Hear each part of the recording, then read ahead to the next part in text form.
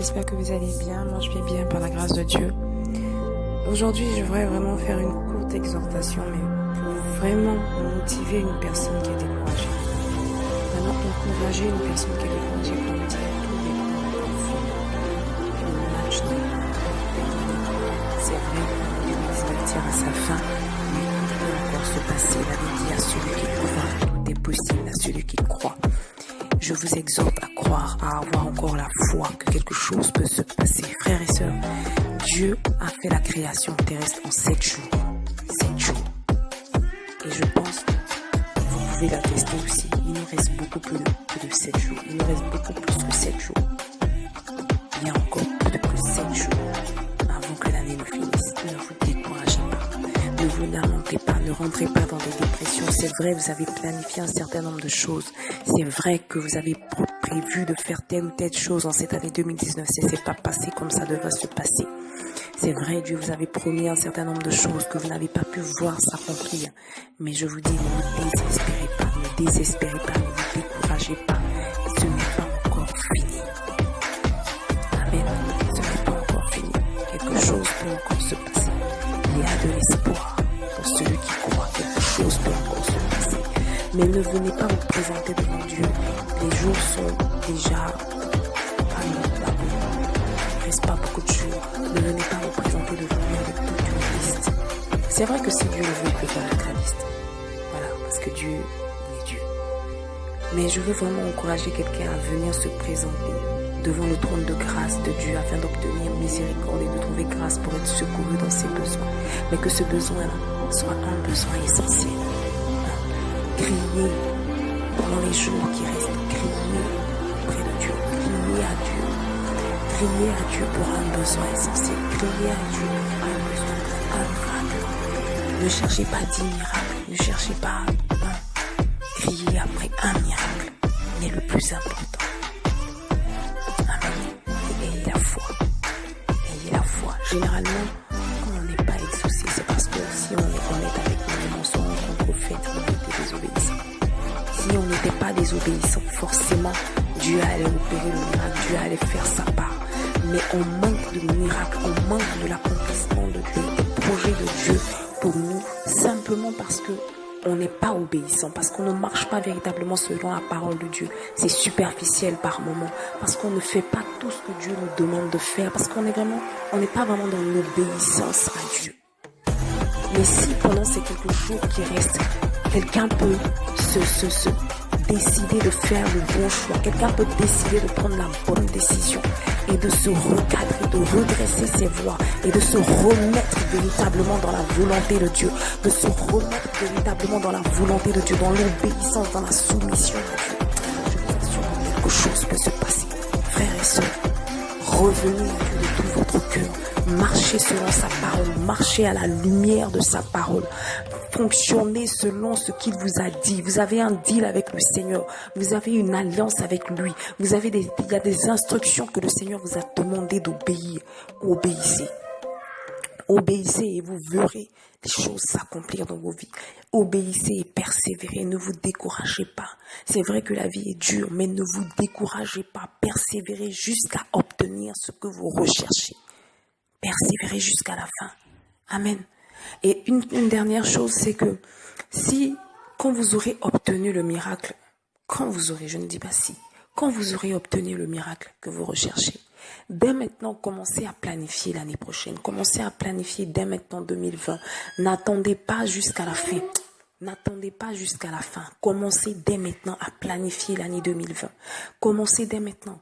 Organisez-vous dès maintenant. Établissez la liste, établissez le programme dès maintenant. Prenez vos dispositions dès maintenant. Commencez à voir dans quelle mesure vous pouvez accomplir telle ou telle chose. Quels seront les sacrifices, quelles seront les choses, quelles seront les choses que vous aurez à faire pour pouvoir obtenir le miracle. Quand je dis sacrifice, je ne dis pas d'aller tuer un mouton, bien non, c'est pas de ça qu'il s'agit. Mais sacrifice, c'est peut-être se donner véritablement à Dieu, se donner un peu plus. C'est peut-être décider de faire l'évangélisation, c'est peut-être décider de faire quelque chose vraiment pour Dieu, mais se donner à fond. Se donner à fond. Donnez-vous à fond. Dieu a besoin de personnes, Dieu a besoin d'éléments, il a besoin d'instruments. Nous avons besoin de miracles, c'est vrai, mais Dieu aussi a besoin d'instruments. Disposons-nous. Et Dieu, il va faire ce qu'il a à faire. C'est vrai que c'est pas donnant, mais quand même c'est donnant aussi. Voilà, parce que si tu obéis, la Bible dit si tu obéis, dans Deutéronome, quand Dieu établissait les promesses à Israël, il a dit si vous obéissez, voilà ce que je vous donnerai. Donc il y a toujours la condition de l'obéissance qui intervient, quel qu'il en soit. Donc vraiment, je veux vous exhorter, redressons nos voix. Que vraiment Dieu utilise sa houlette pour nous ramener dans la bergerie, pour nous ramener dans l'obéissance, pour nous ramener dans sa volonté. Et que le Saint-Esprit de Dieu nous assiste. Nous en avons énormément besoin. Amen. Il reste quelques 40 jours, je crois, ou peut-être un peu plus. Quelque chose peut sortir de ça. Et même si quelque chose ne sort pas de ça, parce que peut-être Dieu estime que, je sais pas, c'est pas le moment, ou bien Dieu est souverain, il a ses raisons. Même si quelque chose ne sort pas de ces 40 jours, continuez d'avoir la foi, parce que quel qu'il en soit, vous êtes vivant. On dit bien que tant qu'il y a de la vie, il y a de l'espoir. Donc si vous êtes vivant, quelque chose peut encore se passer. Si ce n'est pas passé cette année, ça va se passer l'année prochaine, à condition que vous soyez dans de meilleures dispositions, à condition que vous soyez obéissant véritablement, à condition que vous soyez véritablement soumis à Dieu, à sa parole, à ses instructions. Voilà, ça peut se passer, quelque chose peut se passer dans votre vie. Et sachez aussi que Dieu, on n'est pas avec Dieu pour quelque chose. Ça aussi, c'est quelque chose qu'on doit retenir. En tant que chrétiens, nous ne sommes pas venus à Christ pour le bien matériel, nous sommes venus à Christ pour le salut.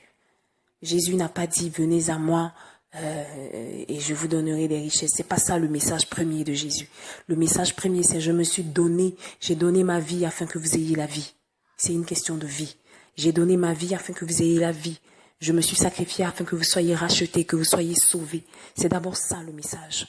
C'est d'abord ça, c'est l'œuvre de la croix, c'est la capacité de Dieu à nous racheter des ténèbres, à nous faire connaître sa lumière, à nous faire connaître son amour. C'est d'abord ça. Mais bien sûr, il y a des mesures d'accompagnement. Et ces mesures d'accompagnement-là sont bien évidemment le matériel, mais ce n'est pas ça, premièrement. Nous ne venons pas à Dieu pour obtenir le matériel. Nous ne venons pas à Dieu par rapport à des quêtes ou à des choses dont nous avons besoin. Nous venons à Dieu parce qu'il est Dieu, parce que nous avons besoin de lui. Nous venons à Dieu parce que lui seul peut nous donner la vie, parce que notre vie dépend de lui, parce qu'il est la source de notre vie. Nous venons à Dieu parce que nous ne sommes pas maîtres de notre vie. Je dis souvent que quelqu'un qui se dit maître de quelque chose, ça veut dire qu'il contrôle tous les paramètres de cette chose. C'est-à-dire qu'il a le pouvoir de faire ou de ne pas faire telle ou telle chose. Mais est-ce que nous, en tant qu'êtres humains, nous pouvons dire cela? Est-ce que nous pouvons dire cela? Est-ce que nous pouvons dire « je suis maître de ma vie » ? Est-ce que nous sommes véritablement maîtres de l'existence dont nous bénéficions ? Est-ce que si par exemple je décide tout de suite là de couper ma respiration et je me dis je coupe ma respiration pendant une semaine, je ne respire pas, est-ce qu'après une semaine j'aurai toujours la vie ? Est-ce que je serai toujours vivante ? Non. Donc ça veut dire qu'on n'est pas maître de nous-mêmes, ça veut dire qu'on n'est pas maître de notre vie. Donc nous ne pouvons pas fonctionner comme si nous avons le contrôle de quoi que ce soit. Notre vie dépend de Dieu, point. Nous devons être à Dieu, point. Nous devons nous soumettre à Dieu, point. Il n'y a pas de « je vais faire ça parce que ». Non, on doit juste le faire. Mais Dieu est un Père, bien évidemment, qui prend soin de ses enfants. Donc, il prendra forcément soin de nous. Mais ne soyons pas là dans une relation d'intérêt. Ne soyons pas à Dieu dans une relation d'intérêt. Ne soyons pas là du genre moi je contrôle ma vie, moi je suis maîtresse de ma vie, ou bien moi je suis maître de ma vie, je décide de quoi que ce soit, je décide de ça, je décide de ça. Dieu, oui je l'aime, mais bon c'est ma vie. Non, c'est pas ta vie, frère. Ma soeur, c'est pas ta vie, c'est la vie de Dieu en toi. C'est pas ta vie. Parce que si c'était ta vie, tu pouvais décider de te vider de ton sang. En te disant que malgré que je suis vide de mon sang, je peux quand même avoir la vie. Mais tu sais bien que si tu le fais, tu meurs. Voilà. Donc, tu sais aussi que tu ne peux pas fabriquer ton sang. Parce que si tu te vides de ton sang, il va falloir te trouver un autre sang. Et tu ne peux pas le fabriquer de toi-même. Même la médecine ne peut pas fabriquer le sang humain. Donc ce Dieu-là qui a fabriqué le sang humain, qui te donne le souffle de vie, parce que jusqu'à preuve du contraire, il n'y a pas de banque sur la terre ici où chaque individu va chaque matin pour se recharger en souffle de vie. Il n'y en a pas. C'est Dieu qui nous donne le souffle de vie. C'est Dieu qui nous donne la vie. Parce que sans le souffle de vie, sans le sang, nous n'avons pas la vie. Donc ça veut dire que ces deux éléments clés que Dieu nous donne, et dont il est le seul dispensateur, cela revient à dire que c'est Dieu qui nous donne la vie. Donc notre vie lui appartient. Nous sommes redevables à ce Dieu-là. Donc ne marchons pas comme des insensés. C'est vrai que nous avons des besoins, mais ne nous comportons pas comme si Dieu ne nous donne pas, nous partons, nous laissons la main de Dieu, nous abandonnons. Non, j'ai trop souffert, j'ai demandé tant à Dieu, il ne m'a pas donné. Donc parce qu'il ne m'a pas donné le mari, parce qu'il ne m'a pas donné l'enfant, parce qu'il ne m'a pas donné le travail, parce qu'il ne m'a pas donné les finances, parce qu'il ne m'a pas donné je ne sais quoi d'autre, la voiture, la maison, je ne sais pas quel autre bien matériel qu'un homme peut désirer. Parce qu'il ne m'a pas donné ça, donc moi j'abandonne la main de Dieu. On ne vient pas à Jésus pour ça. Non. On ne vient pas à Dieu pour ça. On ne vient pas à Dieu pour ça. Redressons nos pensées, redressons nos voies et marchons véritablement dans la crainte de Dieu. Marchons vraiment selon la parole de Dieu. Et nous verrons s'accomplir les promesses de Dieu. C'est Dieu qui a promis. Donc c'est lui qui a la capacité d'accomplir ce qu'il a promis. C'est pas nous qui nous sommes promis que nous allons devenir tant, ou que telle chose allait. Non, c'est Dieu qui nous a promis. Donc celui qui a promis, il est capable d'accomplir ses promesses. Seulement demeurons dans sa parole, dans son amour, dans son obéissance. Amen. Vraiment que Dieu vous bénisse et que Dieu vous fortifie. Je sais que c'est pas facile. C'est pas facile. Mais prenez courage. Fortifiez-vous et prenez courage. Et que les anges de Dieu vous assistent, que le Saint-Esprit de Dieu vous assiste, que la parole de Dieu vous réconforte et vous donne la capacité de faire ce que vous avez à faire. Amen. Que Dieu vous bénisse. Shalom.